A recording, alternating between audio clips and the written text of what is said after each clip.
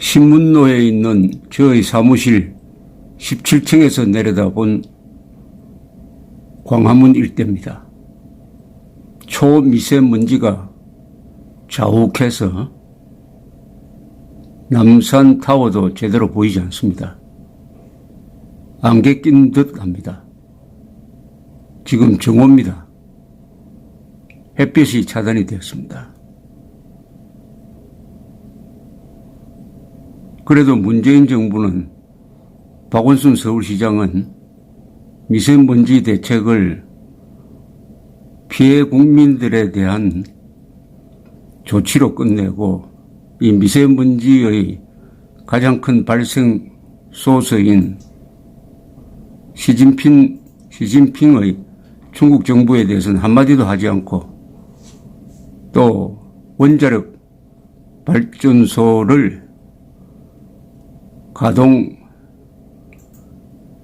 중단은 아니지만 가동을 줄이는 바람에 발생하고 있는 연간 한 1,800만 톤의 온실가스, 그중에 미세먼지가 많습니다. 온실가스가 증가하고 있는 데 대해서 아무런 대책을 내놓지 않고 차량 2부제 운행이라든지 공공주차장 폐쇄, 화력발전소 발전료를 줄인다든지 하는 방식으로 취하고 있습니다. 이 노예 근성입니다. 가해자한테 입 다물고 피해자에게 고통을 가중시키는 그런 정책을 펴고 있습니다. 이 미세먼지가 일본에서 날아왔다면 무슨 일이 벌어졌겠습니까? 이 대한민국 국민들은 그렇지 않은데 이 국가 지도부의 뼛속 깊이 박혀 있는 중국에 대한 사대주의가 국민의 건강권을 해치고 있습니다. 조갑제TV 시청자 여러분 안녕하십니까?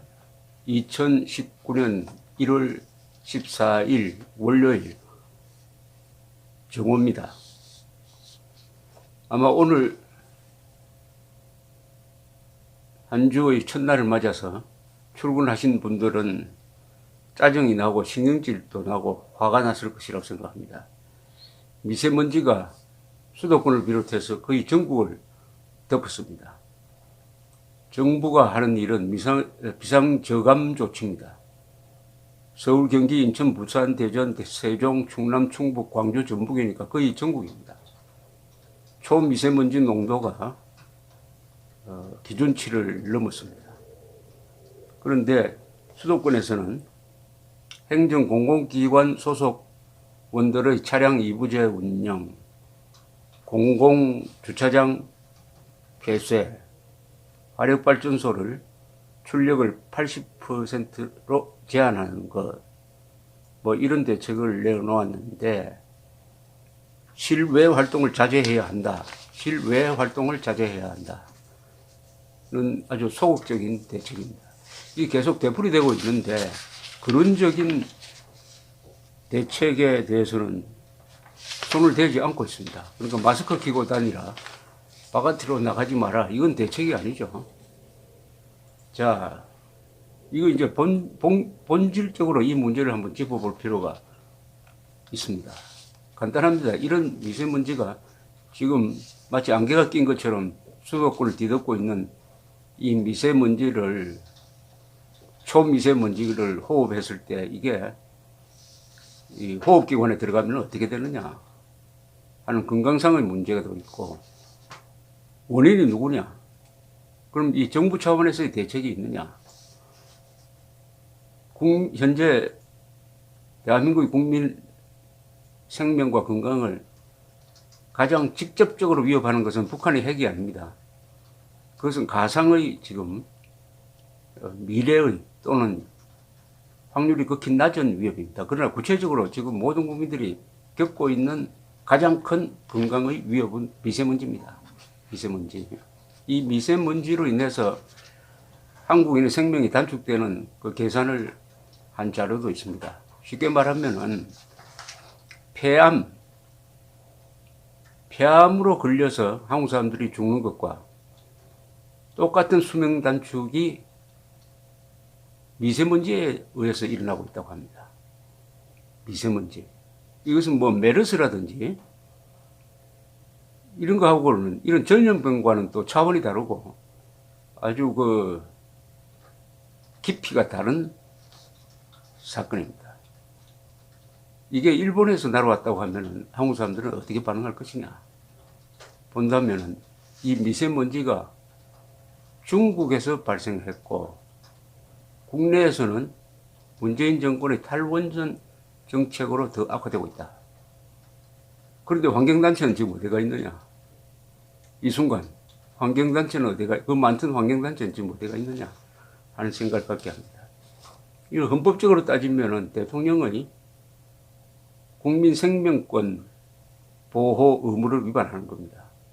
헌법 제10조는 모든 국민은 인간으로서의 존엄과 가치를 가지며 행복을 추구할 권리를 가진다. 국가는 개인이 가진 기본권을 확인하고 보장해야 할 의무를 진다.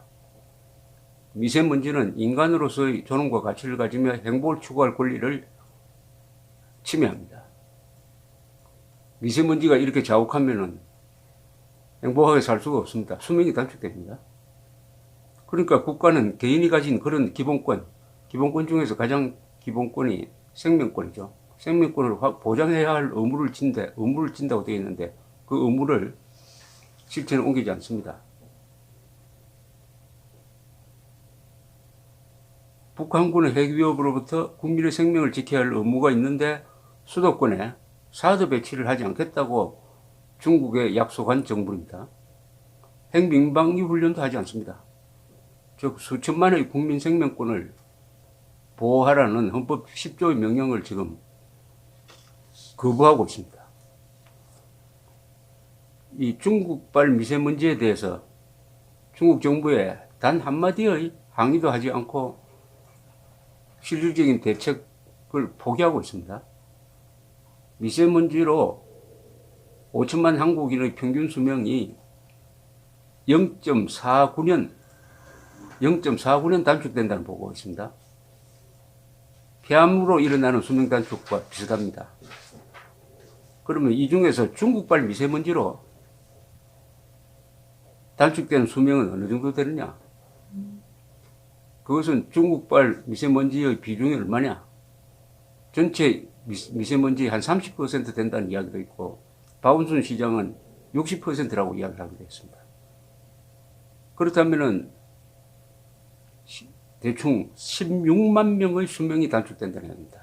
16만 명분의 수명 단축.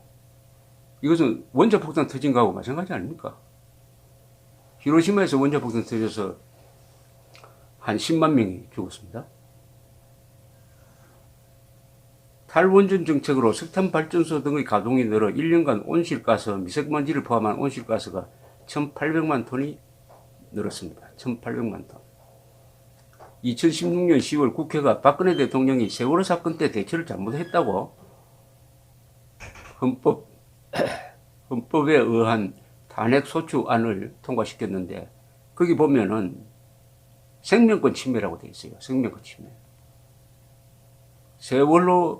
그때 세월호 사고로 사망한 사람의 한 몇백 배가 지금 미세먼지로 인해서 국민들의 생명권을 침해하고 있습니다. 그런데도 이 문재인 정권 침묵하고 있습니다. 박원순 서울시장은 부가연숲 약 3만 평방미터를 밀어내고 이화여대 기숙사를 짓도록 해가지고 전 세계가 온실가스 줄이는 방향의 정책을 펴는데 온실가스가 더 늘어나도록 했습니다. 즉 3만 평방미터에 있었던 1100그루의 나무를 잘라내므로써 그 나무가 흡수하고 정화하던 온실가스가 그냥 대기권으로 배출되도록 해가지고 연간 약 1000톤 1000톤이면은 1000톤의 온실가스 이산화탄소 기준입니다. 이거는 어느 정도냐 하면은 전보 비행기가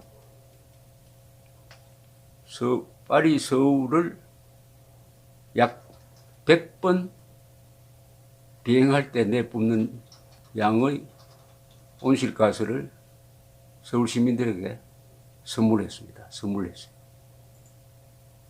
그런데도 이해가 안 되는 것은 그 많던 시민단체, 환경단체가 미세먼지에 대해서는 별 관심이 없다는 사실입니다. 그리고 이화여대에 의한 부가연수 말살과 기숙사 공사에 대해서도 침묵했습니다. 이것은 환경단체가 환경보다는 이념을 앞세운다는 뜻이죠. 이념이 먼저다. 사람이 먼저가 아니라 이념이 먼저다. 어쨌든 이 미세먼지는 한국 정권, 한국 언론, 환경단체의 본질을 잘 보여주고 있습니다. 이 세력이 인종주의적, 배타적 민족주의 의식을 갖고 있다는 것을 잘 보여줍니다. 즉, 중국에서 온 미세먼지니까 침묵하자. 왜? 중국은 공산주의를 하니까. 또는 중국은 옛날부터 한민족의 4대의 대상이었으니까. 일본에서 이런 미세먼지가 오면은 막 들고 일어납니다. 미세먼지도 일본에서 오느냐, 중국에서 오느냐에 따라서 대응이 다르다고 한다면은 그 사람들이 말하는 민족주의는 레이시즘입니다. 인종차별주의죠. 인종차별주의. 그리고 그들이 말하는 사람 중심도 그것은 계급주의적 사람이라는 것을 잘 보여줍니다. 우리 편에 선 사람은 사람, 우리 편이 아닌 사람은 사람으로 대우하지 않는다. 그래 놓고 겉으로는 사람 중심, 사람 먼저라고 이야기를 합니다. 바로 사람 차별을 사람 중심이란 말로 호도하기 위한 것이죠. 미세먼지 하나로서 문재인 정권의 본질을 들여다보게 됩니다. 그러나 오늘 어쨌든 바깥에 나가실 때 마스크를 가지고 출입을 삼가해 주시기 바랍니다. 각자 도생입니다. 정부가 국민을 보호하지 않으면 국민이 스스로를 보호할 수밖에 없습니다.